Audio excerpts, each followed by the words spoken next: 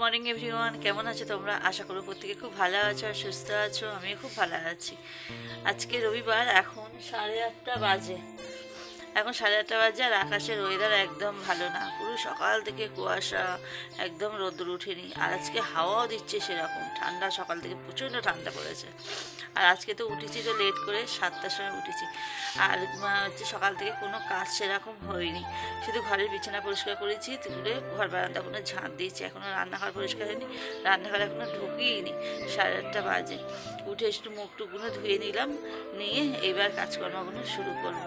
চলো তোমাদেরকে দেখাই আমার রান্নাঘরের কী অবস্থা হয়ে রয়েছে। এখনো একটা বাসন মাজিনি, রান্নাঘরে ঢুকিয়েনি। চলো যাই।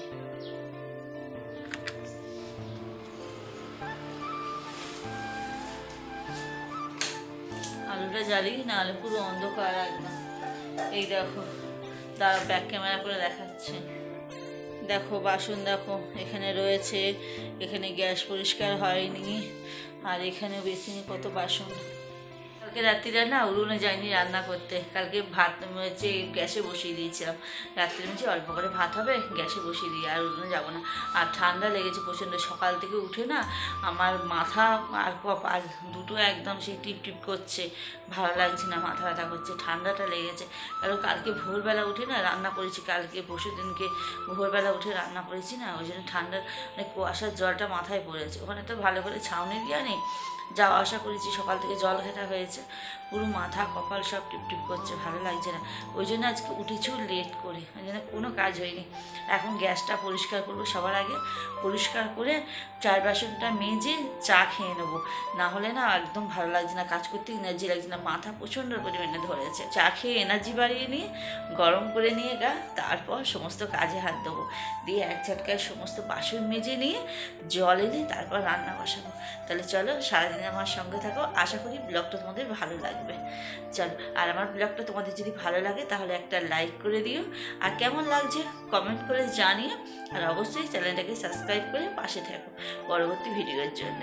অনেকটা সময় বাদে তোমাদের সামনে এলাম, এখন 9:30 বেজে গেছে। চা খাওয়া কমপ্লিট হয়ে গেছে, রান্নাঘর পুরো পরিষ্কার করে বাসন মেজে এই দেখো, তারা তোমাদেরকে ব্যাক ক্যামেরা করে ভালো করে দেখাচ্ছি। গ্যাস পরিষ্কার হয়ে গেছে, থামটা পরিষ্কার করে ফেলেছি। আর এখানে মাংস, আজকে তো রবিবার, ওই জন্যে মাংস এনেছে, হাঁড়িতে অল্প কটা ভাত আছে। বেসিন পরিষ্কার করে ফেলেছি। আর এই যে দেখো কত বাসন মেজেছি, এই যে পুরো টেবিলটা পরিষ্কার, এখানে কটা ফল আছে, এই টেবিলটা পুরো পরিষ্কার করে ফেলেছি। ধুইনি, আর লেবগুলো ওই যে সব রয়েছে। আর এখন একটু রোদ্দুর উঠছে হালকা, এখনও রোদ্দুর উঠিনি ভালো। লেবগুলো সব রোদ্দুরে দিতে যাবো, দিয়ে তারপর সবজি কাটবো। তারপর সবজি একেবারে কেটে গুছিয়ে নিই রান্নাবান্না, তারপর আবার তোমাদের সামনে আসছি কথা বলতে। পুরো আধা ঘন্টা সময় লেগেছে এইগুলো গোছাতে, কেটে ধুয়ে এখানে সব গুছিয়ে নিয়েছি। দেখো মটরশুঁটি আছে, গাজর আছে, আর বিনস আছে। এগুলো হচ্ছে রাইস বানাবো। আর কাজু কিশমিশ ভিজিয়ে রেখেছি, আর বাটিতে টমেটো কেটেছি, অনেকটা পাকা টমেটো রয়ে গেছে, সেটা চাটনি করব। আর এখানে আলু সিদ্ধ করেছি। ওখান থেকে আলুটা সিদ্ধ করে নিয়ে সব কিছু গুছিয়ে নিয়ে সব এখানে জোগাড় করে আস্তে আস্তেই আমার অনেকটা সময় লেগে গেছে। একটা তেলের প্যাকেট ঢেলেছি, তা দেখছি অনেকটা তেল রয়েছে।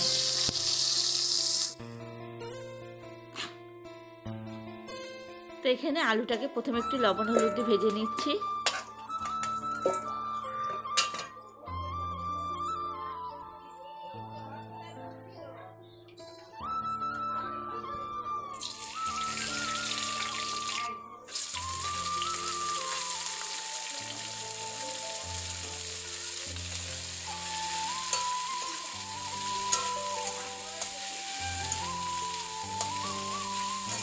তেলের উপরে ফোড়ন দিয়ে দিলাম, দিয়ে পেঁয়াজটাকে ভেজে আদা রসুন বাটা দিয়ে দিলাম।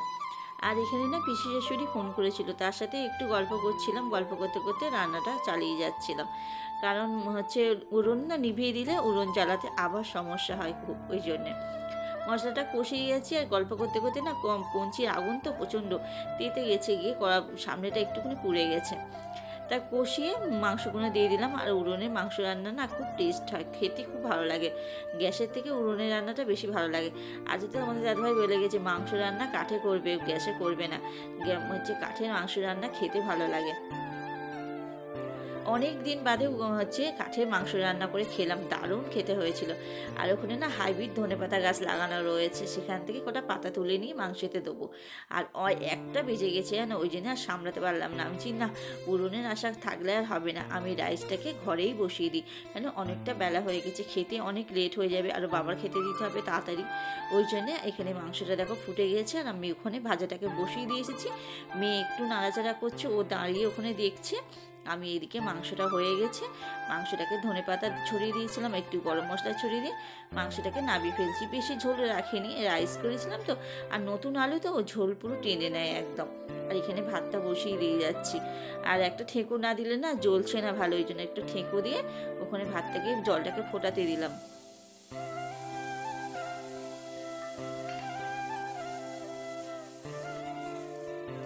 আর এখানে ভাজাটা হয়ে গিয়ে চাটনিটা বসালাম,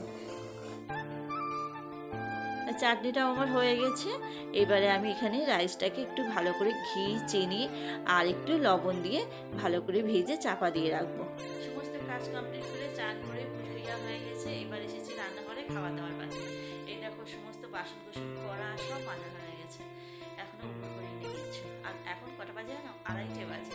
দুই দিকে সামলাতে গিয়ে তাও পেরে উঠলাম না, 2:30 বেজে গেছে। এখন খেতে দেবো। চলো তোমাদের রান্নাগুলোকে সব দেখিয়ে দিই, দিয়ে তারপরে খাওয়া দাওয়া শুরু করবো। এই যে রাইস, আর এখানে আছে মাংস, আর এই যে চাটনি।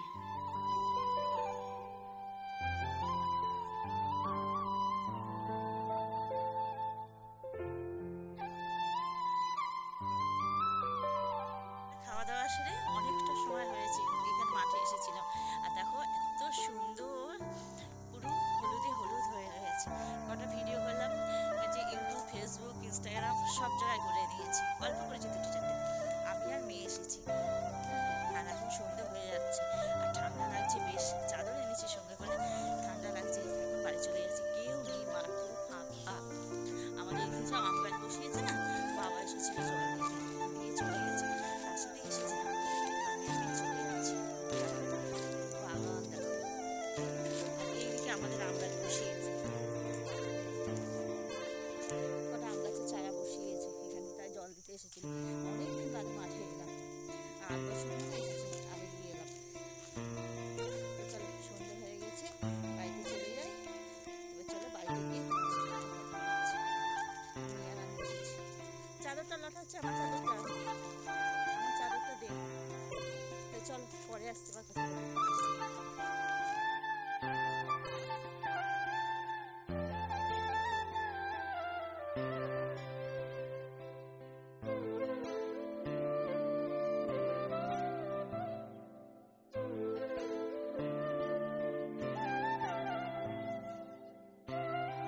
মাঠ থেকে ঘুরে এখন বাড়ি চলে যাচ্ছি, আর ভিডিওটা আর কন্টিনিউ করিনি, সন্ধ্যেবেলা বাড়ি এসে ভিডিও করা হয়নি, ওই জন্য ভিডিওটা আজকের মতন এখানেই শেষ করছি। কালকে একটা নতুন ব্লগের সাথে তোমাদের সাথে আবার দেখা হবে। ততক্ষণে সবাই ভালো থাকো, সুস্থ থাকো, গুড নাইট, টাটা।